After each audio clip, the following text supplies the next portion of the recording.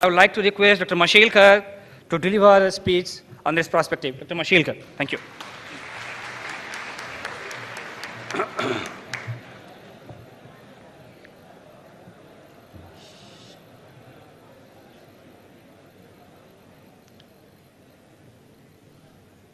The one and only Anil, my friend, my brother, my hero, Professor Iyengar, distinguished invitees, ladies and gentlemen, what a morning it has been, a morning of celebration, a morning in which one feels, and I'm already dubbed as a dangerous optimist, feels optimistic about India's future like never before. I was telling Anil, when all the award winners were on the dais and we were taking that photograph, I said, this is history. This is such a special moment. We must conserve it, we must preserve it for the future.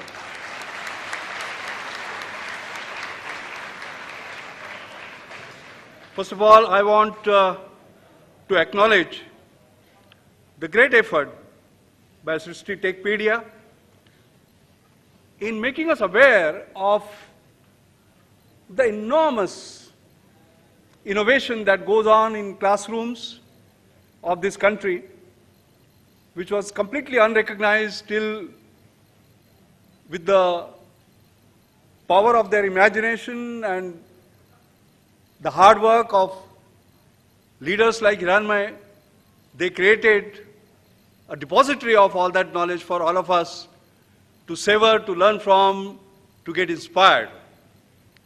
And then this wonderful, wonderful idea, Anil gets an idea a day, and this was one of his great ideas, to create these awards and name them after Gandhi, Gandhian Innovation Awards.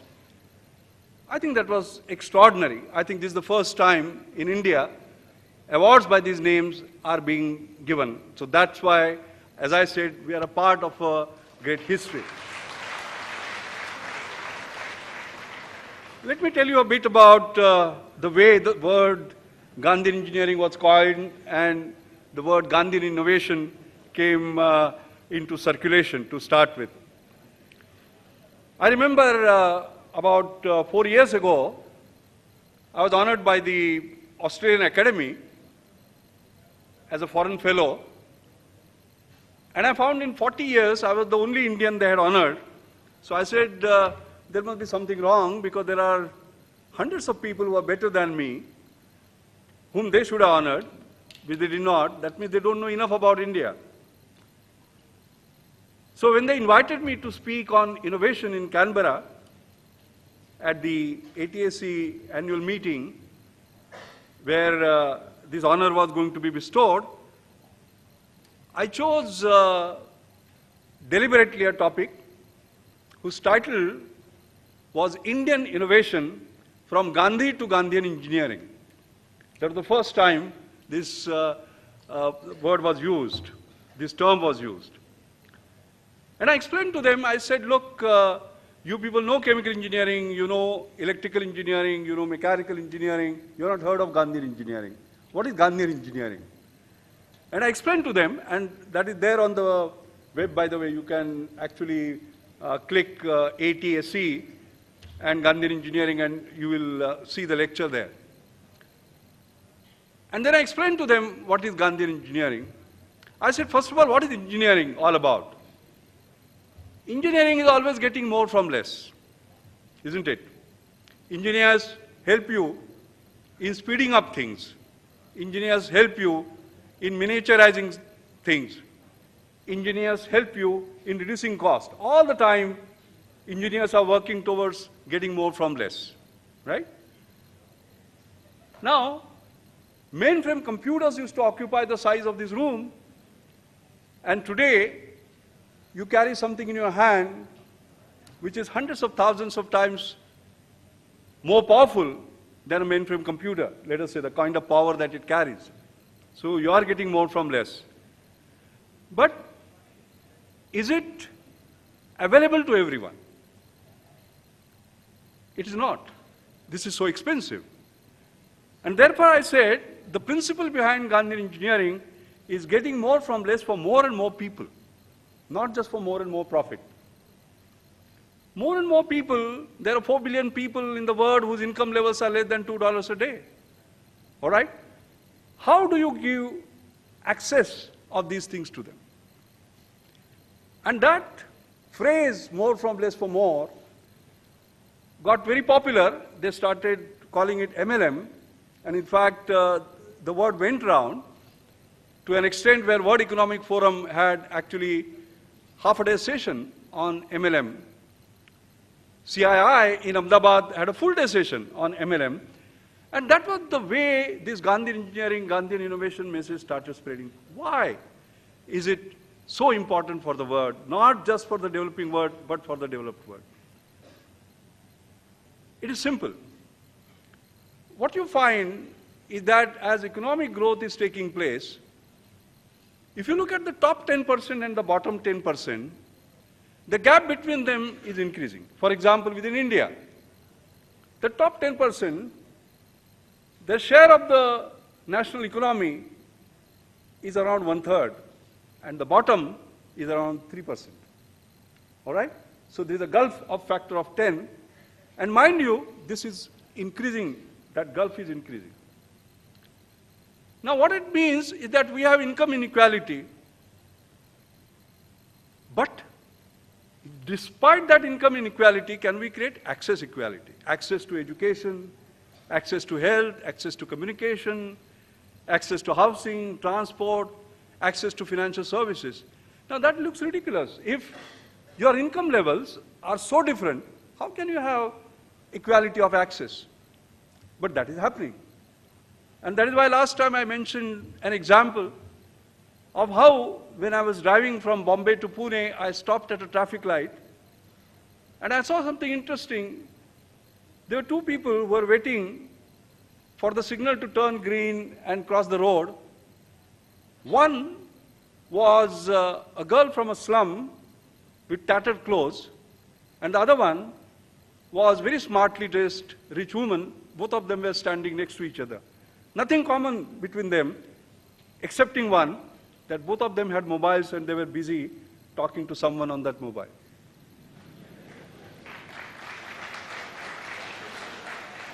So here is a brilliant case, their income inequality being maybe factor of 10,000, but access equality, because both of them, at least as far as voice communication was concerned, had an equal access. How did that happen? That was innovation. It is called a business process innovation, and those of you who are interested can look at the paper that was written by late C.K. Prahlad and me, that turned out to be his last paper, by the way, in Harvard Business Review, where we have said how Indian telecom companies did business process innovation to bring down those costs very, very substantially. Anil, the question that has come to my mind is the following. We created that access equality, but let me ask a question. She had that access in voice communication, but does she have an access to a toilet? Does she have an access to education? Does she have an access, that little girl, to clean drinking water? Perhaps not. And this is not on in today's India. And therefore, the mantra has to be, despite all the inequalities, will create conditions by which there will be access for all. That is the new India that we have to bring. Access for every single citizen of the basic necessities of life. We can't tolerate the jokes that India has more mobile phones than it has toilets. No. I don't like that joke somehow or the other. Why? Why should that be the case? And therefore, this deep concern about the society, I think, is extraordinarily important, and that is embedded in these Gandhian innovations. Professor Iyengar, you are absolutely brilliant, the way you analyze and laid down the basic criteria for for these Gandhian Innovation Awards. I 200% agree with you. In fact, I was just mentioning to Anil on the stage that, Gandhiji used to say, Vaishnava jana to tene kahiye, peer padai jane re. Peer padai jane re. Who understands the pain of the others, so as to say. If you see today's innovations which have won the award, you say they are based on an understanding of the pain of those people. People who cannot see, people who cannot hear, people who are handicapped, people who are using wheelchairs, for example. How do you make life comfortable for them? That is why they qualify for Gandhian innovation. Peeda parai jane. And I think that is terrific, because I have always said that there are three things that we must all imbibe. First is, of course, innovation. Comes from your mind, comes from your brain. The second is passion. Without passion, things don't happen. You don't build an institution, you don't build a nation. And third is compassion, compassion in the heart. There are a lot of nations, a lot of individuals who have innovation and a passion, but no compassion. They don't make complete human beings. And you make complete human beings because you have that compassion. Without that, you would not have done this. The other issue about Gandhian innovation is the following. Gandhiji always used to say that there is enough for everyone's need, but not for everyone's greed. And therefore, go ahead, when you feel like clapping, clap loudly. As I said last time, a clap and a smile doesn't cost anything. So give it in plenty. Good.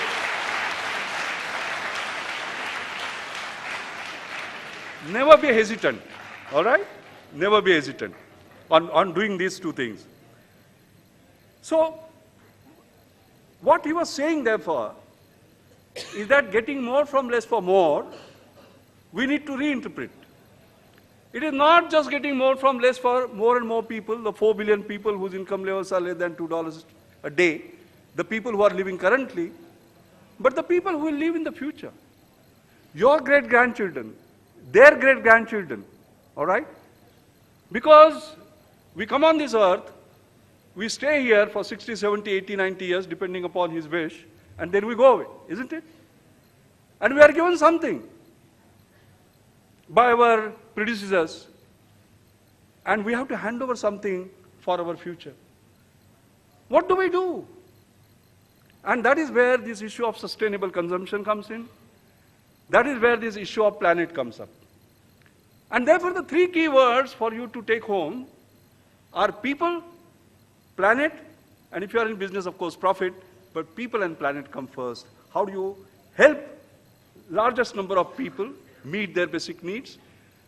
How do you preserve the planet so that people of the future will have a planet to live on, otherwise we'll destroy it? And while you are doing that, you do your business. It is like, as they say, previously people used to talk about doing well and doing good, right? What we are now saying is that doing well by doing good. How do you actually marry the two? I think that's the issue. That is the future generation that one would like to see. Somebody clapped? Please. Why don't you join that person?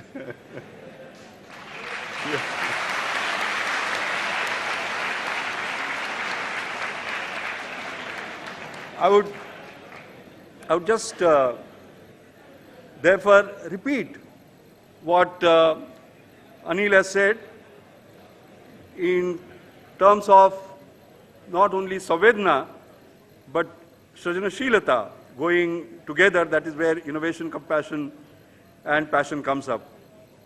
I'm very happy to see among the innovations we saw, for example, this low-cost stick-making machine. Again, it has come out of compassion, because who makes those agarbattis? The poorest of the poor. What are their income levels? And he is trying to see how to reduce the drudgery of making it, as well as how to enhance the kind of income. When you look at something like engine exhaust heat being used for specific uses, again what we are saying is that let there be no waste. How can you extract value out of it? That is again a Gandhian sort of principle. And I believe that is going to be sustainable. It is not just required for India. It is going to be required by the whole world, by the way. And the whole world is watching us, by the way. Whole world is watching us, and I'm seeing that this Gandhian innovation is appearing in different forms. The vocabulary of innovation is changing. You'll find frugal innovation as a word that is floating around. If you just see the last issue of Economist, you will find there's a special feature on frugal innovation, how ideas are flowing from east to west, how there is going to be a dramatic change. If you look at other words, like there is this word inclusive innovation, which is floating around. Two American authors, husband and wife, Freebergs, they wrote a book called Nanovation. It has just come, based on the inspiration they had from the car Tata Nano. All right? The entire process that went into making it. So therefore, whether Indian innovation has arrived or not, I mean, you can have so many indices and so on and so forth. My index is very simple. Are you changing the language? Like today, when we go to the internet and we do search, what do we say? Are Google karo. Google has become a vocabulary now. Googling has become a verb. That means it has changed the word. And in the same way, you find what India is doing in this inclusive innovation, in this Gandhian innovation, is actually having a great impact, great influence on the rest of the world.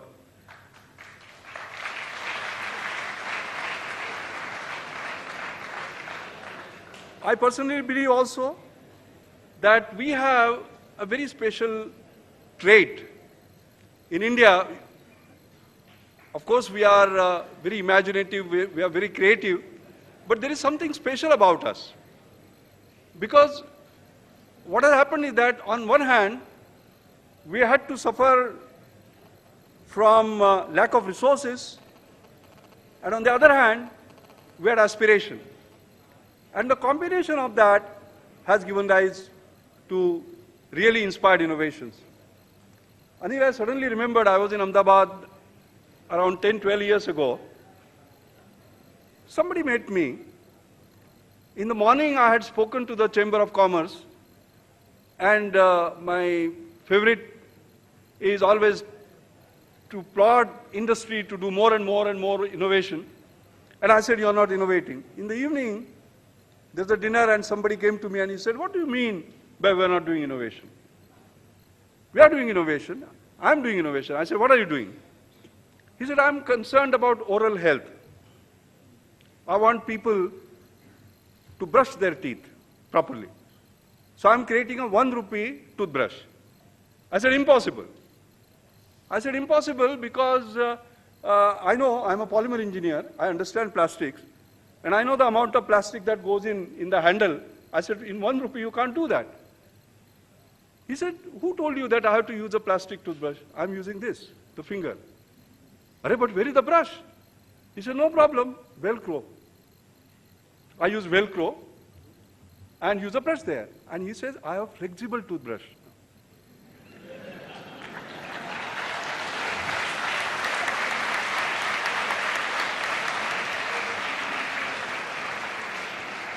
So what I did, Anil, that evening when I went back to my hotel, I just went to www.uspto.org and typed the word flexible toothbrush because I knew that there would have been some innovation that must have been in the US or somewhere where they must have looked at a flexible toothbrush with the same functional demand. And sure enough, there were patents on flexible toothbrush. Excepting that, what they had done was, if the toothbrush, let's say, costed $1, the innovation that they had done were such that it made it $50. And here, you can see what is the cost of this. That's what I mean by Indians having a special trait, where we beat any price performance envelope that you can basically talk about. So you have to let your imagination run wild. The only message I have for you is the following. There is no limit to human imagination, there is no limit to human endurance, there is no limit to human achievement, excepting the limits that you are going to put on yourself. All right? There is a limitless ladder of excellence, as people talk about. You have to keep on climbing it. I'm seeing that spirit already, because I saw two innovations, one after the other, solving the same problem, but one beating the other, year after year. You are already following what the Sony chairman had said. He said, you must displace your own product. We believe in displacing our own products ourselves, otherwise our competitors will do it for you. So it was all in evidence today. Anil, I must tell you, this was one of the most glorious mornings of my life as I was going around. That's terrific. I feel so extraordinarily proud. I want to once again congratulate you all.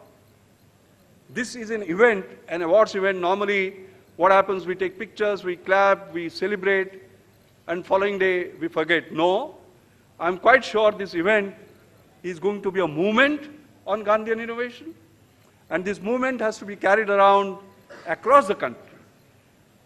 We are very lucky that while creating that history and running that first mile in a 1,000-mile journey, we are all there at the start, so as to say. I think we must now have that viral effect, the clustering effect, move from 10 to 100, 100 to 1,000, 1,000 to 100,000, 100,000 to a million, till the entire country of 1.2 billion, you have created, let's say, an innovative India where we are not just talking like last time I said, Anil keeps on saying, we are not just 1.2 billion mouths, but we are 1.2 billion minds, all right?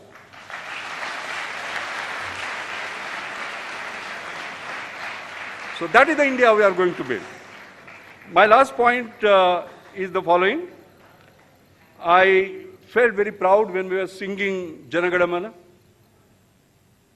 And I always dreamt, Anil, I must say, that what about one day, at a given time, 1.2 billion Indians get up and sing Janagadamana together, wherever they are. What a spectacular scene it would be. What a spectacular scene it would be. And that is why last time we mentioned about all of us getting up in the morning, and whenever we get up, our saying My India 5 times. And then before we go to bed, our saying My India 5 times. And what a difference it will make if 1.2 billion Indians do it every day. How many of you were there last time? And how many of you are saying My India in the morning and the evening? I think let us... Truthful at least. At least they're truthful. They should be Yeah, very, very, very truthful. That's wonderful. We'll make up for it, right? Right now, let us just say, My India. My India. Everyone in Gujarat must hear this. Okay? My India. My India. My India.